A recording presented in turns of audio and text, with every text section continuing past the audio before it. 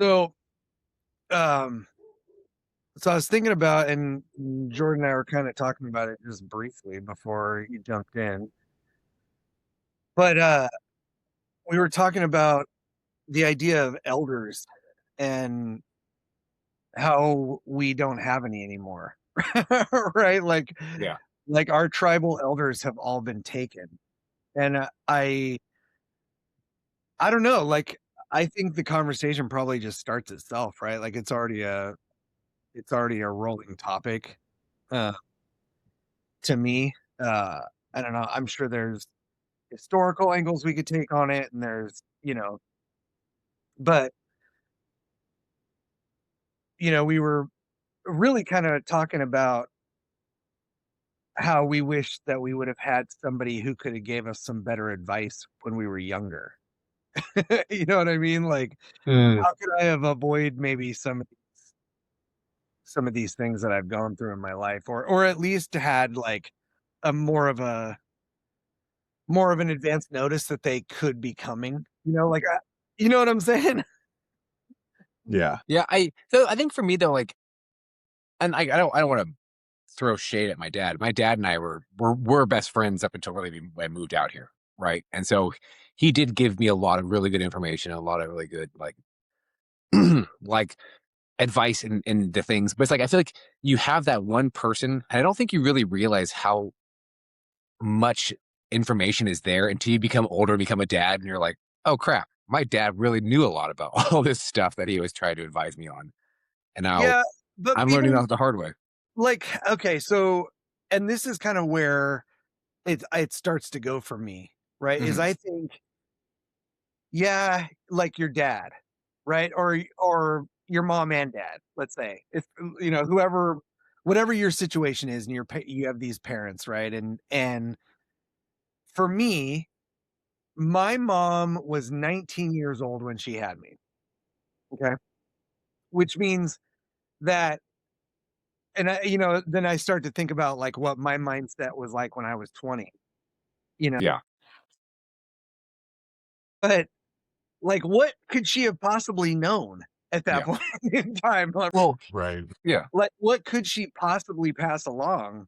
And I Well, think, I was gonna say though, like, so my dad was an amazing influence on my life, an amazing impact, but it'd been really cool to have like 10 of him, like from different perspectives surround like that elder's perspective, having like 10 dudes from 40 to 70 that I could kind of talk to about the different situation, not just have one person, but have a bunch of different perspectives in that same age range.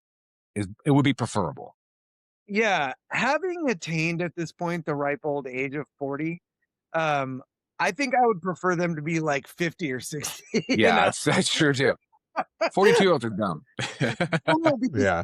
okay, so like, and this is a serious thing, I think, because if you think about like what tribal elders did, culturally and especially for their particular group, right?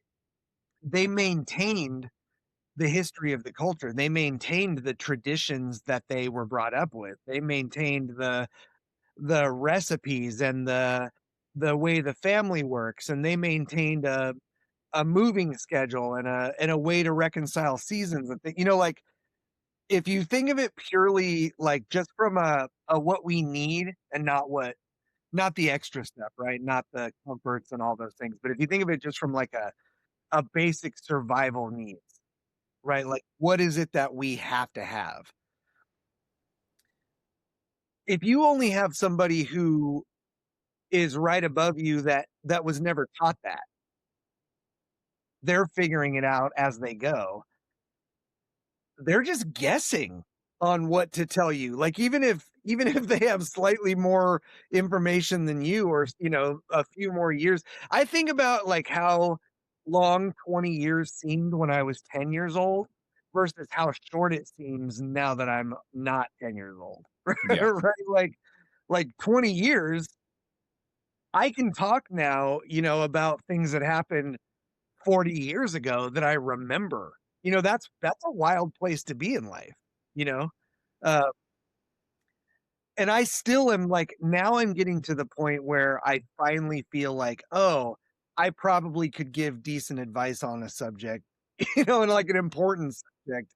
Um, but I think of all the advice that I just let, freely flow for the past 25 years. It's kind of embarrassing almost, like I didn't know anything. And here I am advising you on how to do your stuff. Yeah. Um, did you have like grandparents that were in your life, or do Yeah. you still have grandparents that were in your life? No, all my grandparents have passed away. The last one died. My grandma passed away when Mackenzie was probably 6, so probably at least 8 years ago now. And like, yeah, but I was an adult. I was in my 30s. I was in my early 30s, mid 30s when my grandparents passed away. So I had a Were, full but experience with them. were you super close to them? Did you spend a ton Yeah. of time? So my dad's parents lived in Santa Barbara, where my family's from, and then my mom's parents actually moved up to Auburn and lived like 15 minutes away. And so we were there, probably seeing them every other week, once a week. And they lived actually when I grew up, they lived across the street from us. And so I was over at their house all the time as a kid, like hanging out with my grandpa, teaching me how to play, like how to gamble and how to like how to fish and stuff like that. Yeah. Right, the important stuff. Oh yeah, how to count cards. Yeah, fishing is a great example. Yeah. Chris, you have grandparents still in your life, or were you close to your grandparents? I do have one, but she's I think kind of near in the end stage. She's pretty ill and uh doesn't have like she's got dementia, so doesn't really know what's going on. But growing up, I would have um every summer vacations we would go down to Southern California and spend a week on my grandparents' boat, which was pretty cool. And we would kind of go out to the Channel Islands and Cool. um, go fishing and do that kind of stuff. But most of those trips were, uh, I think, less about like how they could pass on interesting information or teach how to do stuff, and more about like trying to be together. Um, Right. Hmm. so it's interesting hearing that. I'm like, yeah, I didn't really get anybody that would like teach me how to fish. You know, not, I Hmm. mean, that wasn't like what our hobbies and stuff were. So that's cool. But like, you know, a bit of a different experience. Hmm. I found a picture recently and I must have been like 3 years old. And it's me standing in the street with a fishing pole fully extended and my grandpa behind me kind of standing back like he didn't want to get hit with it or whatever, but you could tell like there was instruction going on. And I remember he was super into fishing, like that was his thing. He loved that or those outdoor things. And so I remember the first time he took me fishing that I caught a catfish and two bluegill. It was just like one of those sort of folk tales that it would get brought up every once in a while, so it's like you can't forget the details of it. Um, I also remember very distinctly being a very small and my grandpa hooking into a fish off of the shore at the ocean and handing me the pole and me reeling it the wrong way until the handle came off. Yeah. And so he's got a fish hooked, right? And he's like, all you got to do is finish it. But like that's like the learning process, right? He was still Yeah. super patient about it. He didn't get mad about it. I think he still managed to bring the fish in. Um, but that is like an interesting thing about him, right? So he was so both of my sides of my grandparents died when I think the last of them when I was around 20, like my grandma Uh, that I grew up with died. And her husband that taught me all this stuff um was was like a couple husbands down the road, right? Like she had multiple ended up being married a few times.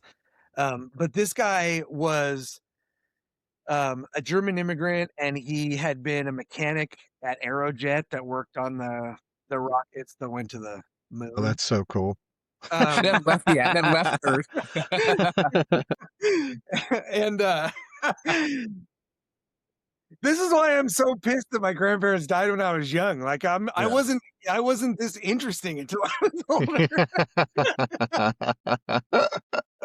What did he do during the war, Randy? That's the Yeah, I don't question. want we can't talk about it. We can't talk about it. He was brought over under some Operation Paperclip or something. I Yeah, can't. exactly. Dude, don't think that I haven't thought about that over the Yeah. years. It's crazy. Hmm. He was in the Air Force. I mean, the whole thing, right? Yeah. But um, but he was someone who was like did everything. He fixed everything. He didn't buy new things. He fixed the things that broke, and Oh. he learned how to fish, and he taught me how to gold pan, and he taught me about Hmm. guns. And he had been to Vietnam, so he knew Wow. like he would tell me about like what it was like in Vietnam as a soldier, not just like the fighting you see, but like so like the stuff that he had to pass on were like our fundamental building blocks of who I Yeah. am now. Like Did go ahead. when he was passing that stuff on, like, did you have a sense for the gravity of it You at know, that younger age? so I definitely not. Right? I definitely didn't. But what I did have was I had a very distinct understanding that I now knew something that I didn't know a minute ago, Mm. right? And Yeah. I've told this story before, but it's such a great story, and it's a perfect illustration of who he was as a man. Um, and what's interesting, well, I'll tell the story first, and then I'll tell you what's interesting about it. But when I was when I was old enough to be riding a bike on my own and fixing it on my own, right? As soon as we were old enough to fix it, we had to fix our own stuff. So grandpa didn't put new tires on our bike anymore, we had to do it. And so I remember the first time I tried to do it, I knew where his tools were, so I went and grabbed a wrench, I grabbed the socket, I figured it out which one it was, and I just could not get this bolt loose, right? Like it was just like it was cemented on. And so I went to my grandpa because that's what I was used to, and I said, "Grandpa, I can't get this bolt off, and I need to change my tire." And he said, "Well, it sounds like you're not changing your tire then." And I was like, "What do you mean? Can you take the bolt off for me?" And he goes, "Now, let me tell you how you could ask this question. Grandpa, can you tell me how I can get this bolt off?" And I said, "Okay." So I said it, and he walked into his garage and he grabbed a little piece of metal that was about this long that was hollow in the middle. And he slipped it over the end of the wrench and he said, "Try it now." And it was like butter, right? That long pry bar created the leverage that it needed Little breaker bar action. for me to do something easy that I was determined was completely outside the realm of possibility for me, right? I could never have understood the gravity of even that last sentence that I just said, right? Something that seemed impossible, that I was convinced I could not do. He showed me that with a very simple mechanism, all of a sudden, not only was it doable, but it was easy. It was like stupid easy. And I went to my brother and I told him this story recently, and he goes, "Dude, I had the exact same interaction with him at a different time." With Which the breaker bar too? with the breaker bar, the same exact thing, because No kidding. we were Hmm. both into bikes and we were both fixed our own stuff. And like after that, I could change my handlebars. I learned how to take off Wow. my cranks. I learned how to do Yeah. like pack bearings and how to like switch parts out and stuff. Like I learned how to do all that stuff on my own because now I could take off and put on every bolt on my bike, Hmm. right? Something fundamental about the way that I thought about my capabilities was completely changed forever.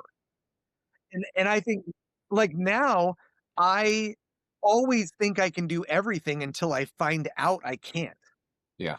right? And I think that fundamental mind switch was directly associated with that event. Yeah. I think it kind of it rolls back to like the idea of knowledge versus wisdom. And I think we live in a society right now that has way too much knowledge and not enough wisdom.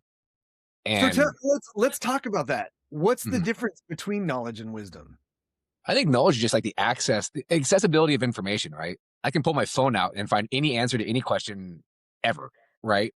But I think wisdom is gained through experience and through kind of that trial and error, like the failing, the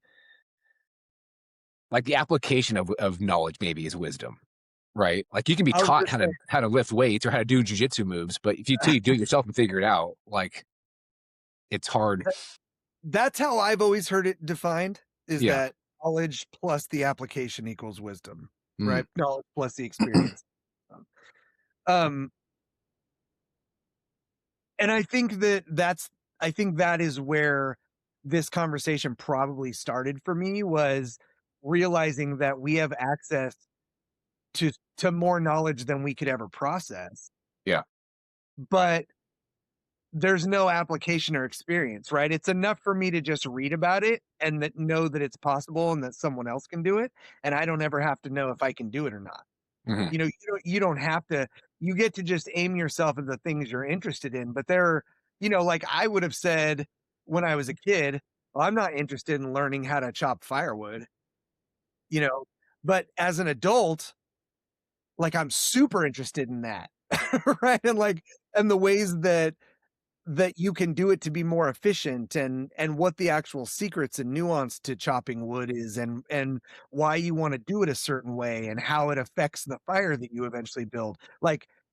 Like all of that stuff, I didn't learn any of that from anyone, right? I had to learn that as an adult. But again, that came because I knew that I could until I proved to myself that I can't. My my other side, right? My mom's dad was a dual veteran, right? He was in World War II in the Navy and then in Korea as a Marine. Wow. He became a railroad engineer. He was an Eagle Scout leader. He was an actor, and like there's Jeez. movies that he was in. Like he did Hmm. absolutely everything, Literally everything. That's which cool. like, so That's that's really where I cool. get that too, right? Like Hmm. that attribute comes from, well, I'm going to do everything, right? I'm interested in everything, so I'm going to do everything. Um, it's interesting how that gene gets passed down because my brother doesn't have that, and with my boys, my older son has it and my younger son doesn't. It's like Atticus wants to know everything. He's interested in everything. Anakin just wants to know enough to make people laugh. And it's like okay. Um, but they also didn't get to grow up with a lot of grandparents, right? Hmm. They had their maternal grandparents, and that was it, right? And now they're all gone too, and my boys are still in their 20s. So it's like we're losing that generation above the generation above us that used to be the ones who would start to trickle that stuff down, right? I think that because don't you think there's a huge difference between receiving something from your grandparents versus receiving something from your parents? Like even in just in terms of knowledge transfer, right? Like Hmm. I don't know about you guys, but like everything that my parents said was absolute horseshit, and everything my grandparents said was gospel. Like I don't want to listen to mom and dad, but grandma and grandpa telling me stuff, right? Like I want to process that. I don't know. I don't know why that was such a major influence for me. And it could have been a relationship thing. It could have been a respect thing. I don't know. Um, what do you think? Like, were there lessons like that brake bar on the bike that you got from that grandparent generation?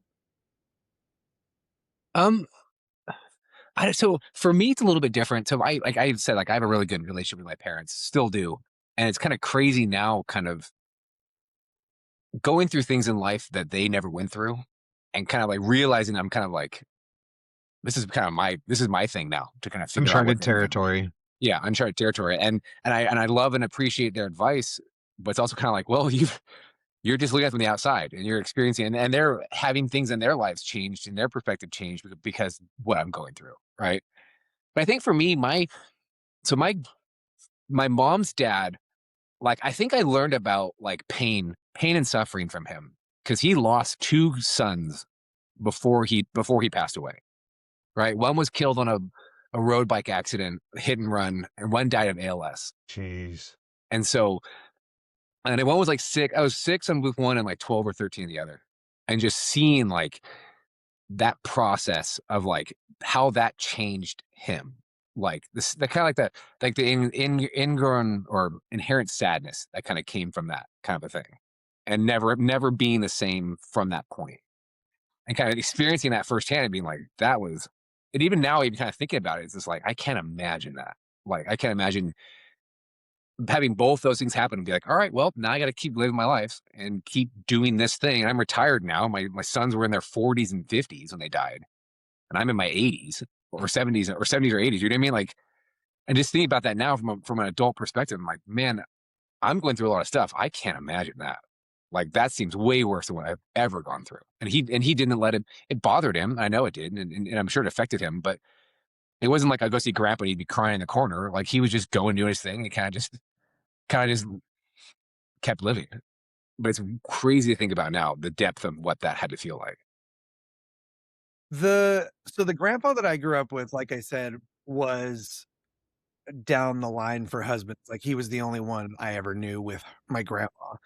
Um, and he had a falling out with his own kids. So his boys didn't talk. And I think a lot he was an alcoholic, you know, and I think that probably had something to do with it. But for me, like, we kinda grew up around some of those, like some of the rougher side of that. I grew up around people that drank and that did drugs and, like, that made questionable choices for themselves. So, for him, I imagine that having a grandkid that was super interested in everything that he had to teach was probably like a little bit of a new lease on life, right? Because he must have been in his 50s when I was born, like, Yeah. like, I think about it now, like, because of because of the way circumstances worked out, like, my grandkids are already 12 and 13, and so it's like, okay, well, I'm in my late 40s, like, passing along the information that I have now to them. Mm, And I wonder how much more will I know in 20 years, like when I'm 67 and the next generation, but it may even be my great grandkids at that point. God willing, I still have my mind and my, faculties so that I can pass some of this stuff along. Um, but but if we are a generation of people that grew up without the influence of the generation of people that experienced a completely different kind of world, what do you think that the impact of that is, societally over time? Like, is that sustainable? mm. I don't think so. I don't think it's sustainable. I mean, in the digital age where there's a greater value on the quantity of knowledge rather than the impact of wisdom, people are always going to grasp at the lowest hanging fruit. It'd be easier to go ask ChatGPT or Google it than it is to sit down and be like, "Hey, Grandpa, didn't you go through this life event?" Yeah. Right? Like, I just, I didn't grow up with any of that, and we didn't have access to the internet back Yeah. then, Yeah. and so even still, it's like it's interesting hearing those stories because I think the other thing that we may have missed is like there has to be intention on behalf of the elder. Like there has to be the desire to want to pour into the people around you, and if that doesn't exist as a baseline, like the rest of it's going to be irrelevant. And we're talking about causes for why it's gone away that may be cultural in nature, but I also think that there's a significant individual component. Like Yeah. the notion of why would a tribal elder want to be a tribal elder in the modern age? Like, Yeah. I don't know that that's a universal thing. No, I agree with you. And it raises such an interesting, like, idea. And that is,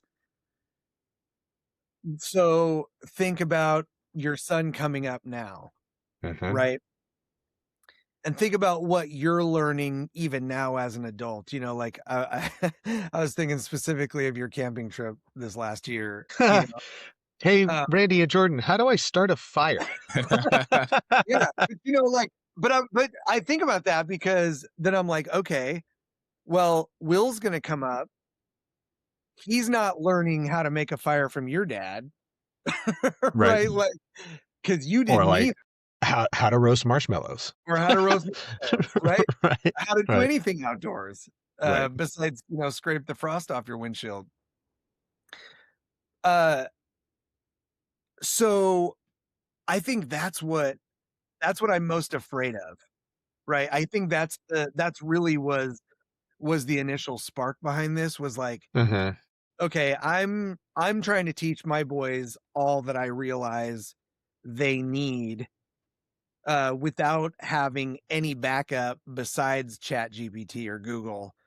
Uh-huh. Like, I don't wanna I don't wanna go ask Chat GPT. I wanna go back into the memory banks and remember what my grandpa, and, I guess part of it too is that, um, I grew up, like, until I was 10, I was with a single mom, you know? I didn't have a relationship with my biological dad, like, I still don't.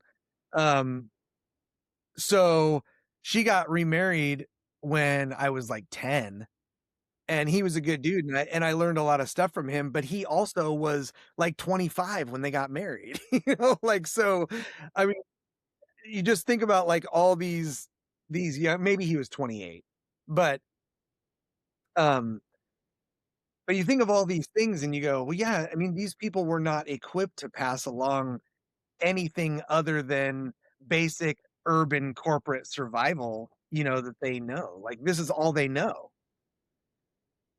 I don't even have access to the knowledge of it. Like you said, the internet wasn't readily available when I was a kid. Um, you couldn't go look up how to start a fire, because there was no place to do that. So if my if my mom and dad didn't know how to do that, I had to go to my grandparents.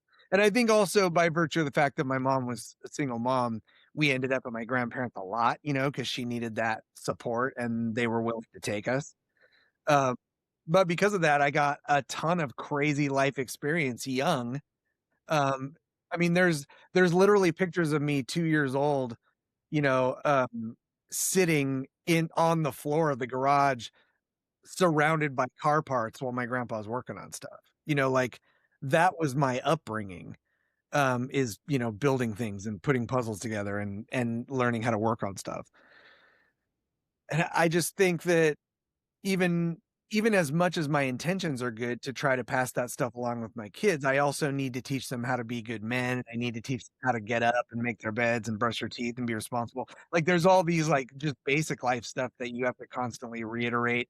That's why I think it's such a missing component, right, of those people who are above that, who have Yeah. time to sit back and go, "Hey, okay, here's all the other stuff that you're not thinking about because your parents are focused on just making sure you're a decent citizen." Um, I don't know. I wonder, like, as I look around, and I just see a generation of people staring at their phones, and I'm not even, this isn't to impugn the generation below me because I'm talking about my generation, right? Like, Yeah. I'm as guilty as anyone else. We got Yeah. introduced this crazy technology and then we dove headfirst into it. Um, I and mean, this is like it's such a distraction, right? this Like, this feels like generationally like the heroin crisis from like the 70s and 80s, right? Where it's like nobody really knows what this is, but this epidemic is changing the entire way our culture operates, and it's setting, uh, uh, stereotypical lines between classes of people, and it's separating us and bringing us together, and all this, like, it's all this like fucking crazy shit. But by that same token, I think one of the things that I'm learning as of late, like especially regarding like tribal elders and things like that, is like in this world, you get to choose the tribe that you want to join. Mm. 30, 40 years ago, you were born into it. That was your tribe, like for better or Right. worse.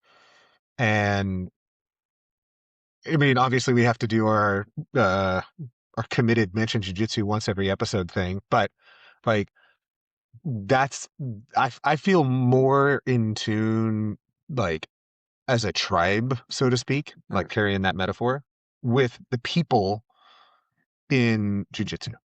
Or, and it's not that it's jujitsu special in its own right, but it's like it could be your choir club, it could be CrossFit, it could be a book club, like whatever it is that actually draws a significant and deep connection.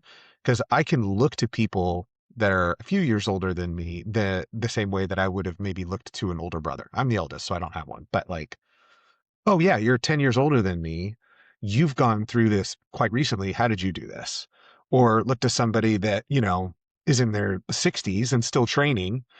I'm like, man, what, like, telling me stories about like old job sites and crazy people that, like, I'm thinking about Frankie Senior, right? Like telling Okay. stories and like, gosh, and it starts off with the most innocuous thing, like, God, Frankie, you're so strong. Like, you're 25 years older than me, and I can't move.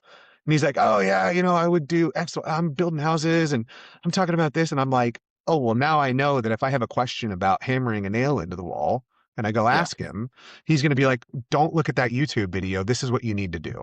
And now my trust in that answer is based in his wisdom, and I'm like, I choose that tribe. Like, I Yeah. want to be intentional about the tribe that I choose. And I think you're, and I actually had the same thought about jujitsu too. Like when I first started training, the guy who trained me was like a 4-stripe blue belt. And he became a pro belt really quickly, but it's like being a black belt now, I'm like, gosh, I wouldn't send somebody to get trained by a purple belt. Like it'd be like, Right. go find a black belt and get that knowledge. And even still, like, I remember when people get their purple belt now, especially, I'm like, okay, go find somebody to invest in. Like you need to find that certain person to start training and start in giving them your knowledge and start applying it directly, kind of a thing. And so when you go to Uh-huh. a good school and you have a bunch of high level belts there, like that's good. It's good to have a bunch of people above you who know what they're doing, who can give you different perspectives on the sport that you're training or whatever you're doing, right? Like the idea of elders, like Aries Roseville has what, like 25 black belts now? And it's a whole spectrum of black belts, right? There's little guys, there's big guys, there's fast, there's women, there's small, like all the whole thing. You can go there and find somebody who can definitely give you a good look, but also you have the opportunity to train with a bunch of different people, a bunch of different black belts, and be like, well, I like the way he does this, and I like the way she does that, and I like the way this. I kind of try to tailor your game towards it versus So just to really stamp the analogy here, right? It feels like what's happening now is that we're going to a school to learn jujitsu and the head instructor is a blue belt, yeah, right? and like Like, Right. yeah, Right. right? No, it's like seriously. yeah, And so you have someone who's has a really limited scope, like even more limited than their mentor would have Yeah. had, right? Right. And they're passing what they've got through their own, funnel down to you. And now you're just taking for granted that that's all there is, right? That's the only way to Right. do it. I guess I guess that's where I think the danger is of that sort of YouTube it mentality is because I've gone on YouTube and I've seen 100 videos pop up for a subject that I was asking a question for, and every single one of those videos had a different opinion and a different approach and a different mm, way to handle the particular situation I was in. Which is also why I think the passing down in jujitsu is so interesting. Um, because like the longer I do this, the more I go to classes and I'm like, okay, I'm for the sake of the class and for helping the person that I'm partnered up with, I'm going to do this, but I know there is zero probability that I'm ever going to attempt or use this in my game in real life. Right? Like I'm not going to. I know I'm not. Right? And It's these barambolos are just so incredible. you just if you see me go inverted, something is wrong. yeah. Right? Like somebody put me there. I did not go there on my The own body volition. snatchers. It's not actually me that day. Um, no, but uh, I didn't. So when I was a kid, once I asked my grandpa how to do something and he told me, that was it. right? Like that was how you do it. And it worked. And it was consistently it worked. You know, um I still think that those things bear evaluation and auditing as you get older, because then your experience starts to feed into it. And if you don't, I've found a lot of like bad habits that I picked up. I mean, he was a human being. I picked up bad habits from him too. I was around him all the time, you know, Mm. uh, uh, certainly, human. But I know that what the main things that I got from him were I got love, I got Uh, attention, I got knowledge transfer and wisdom to a certain degree, right? Um, I also got a certain sense of grit.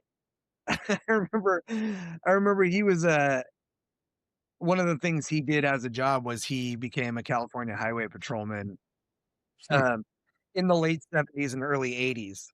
And being a cop was a little bit different back then than it is now, right? Like no body cams and just a wildly different culture. And I remember he would tell me stories, and he told me this story one time.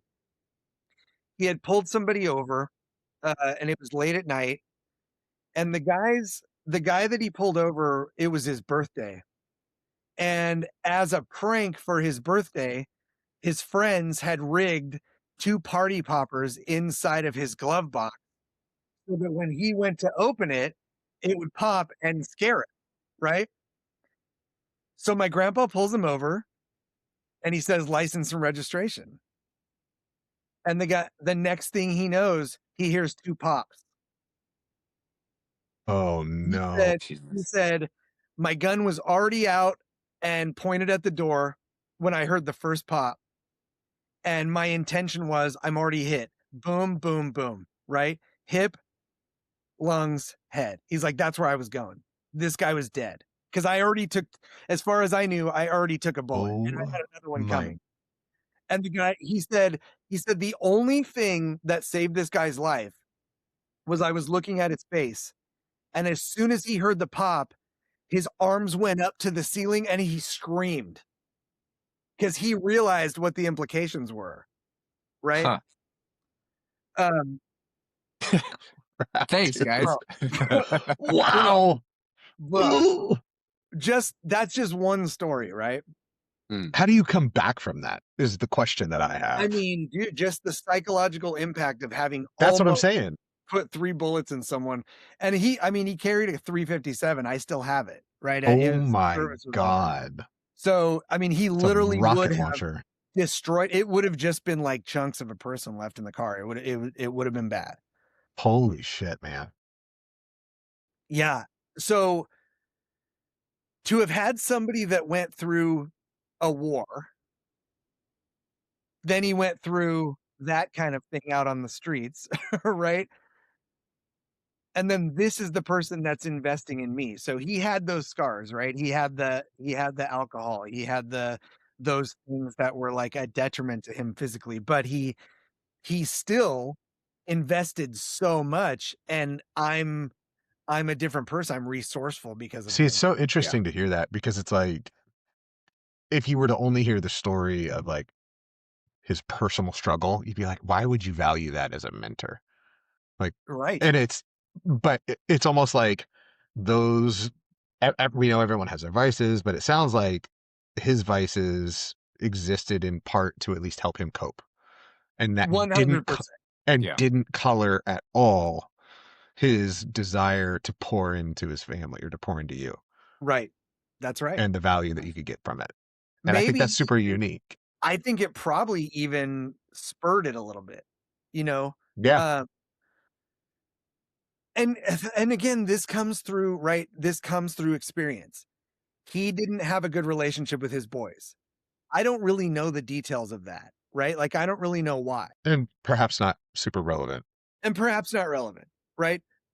But I know how he was to me, and I know how much I appreciated it.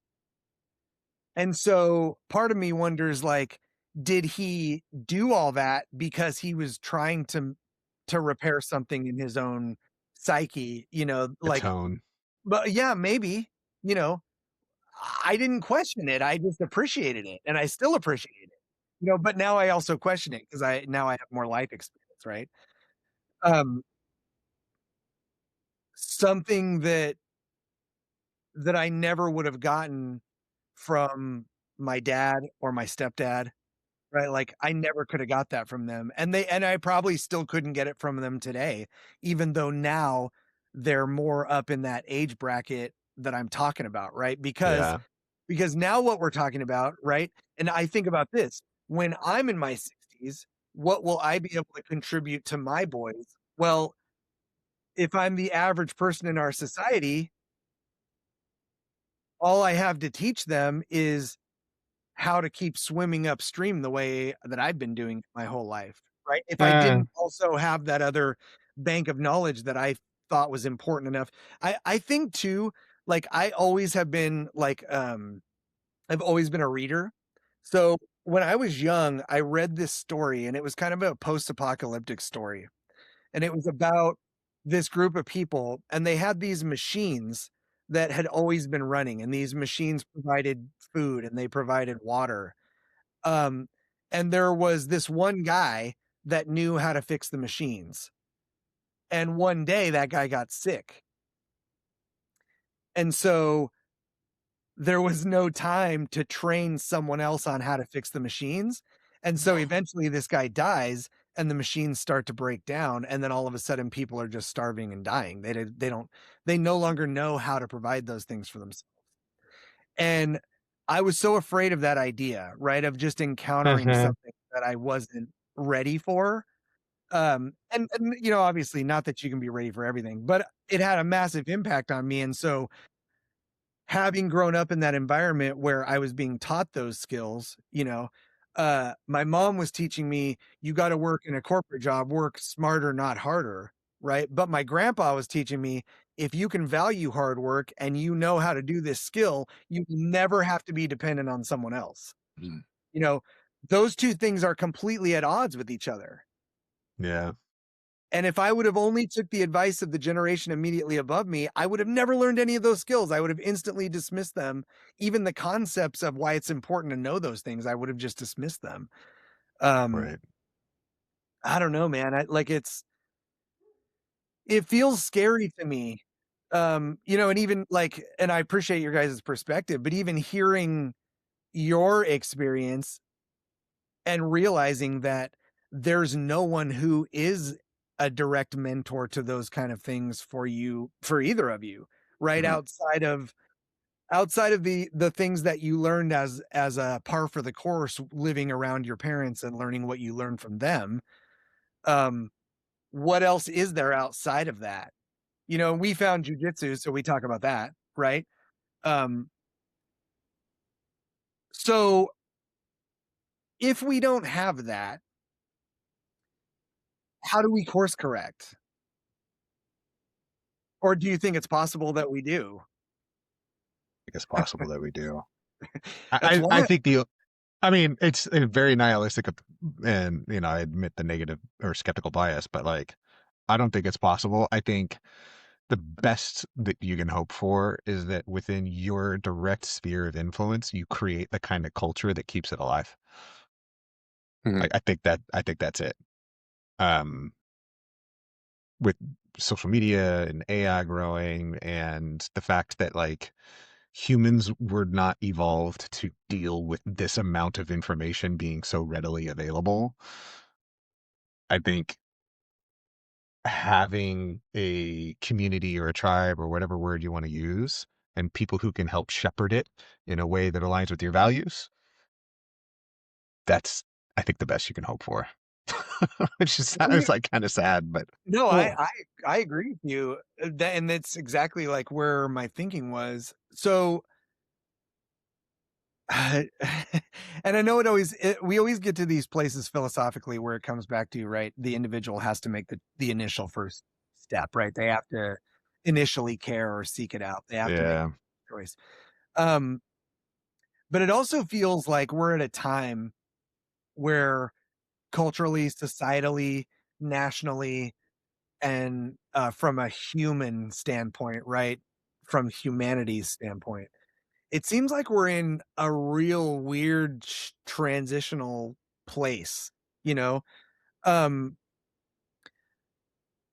and I feel like historically, if we just look at how that works historically, I think that that means that we are almost to the point where there's gonna be a little bit of a shift where we have no choice but to get back to learning those fundamentals, right? And feel like figuring stuff out outside of what we're just having put on our plate for us.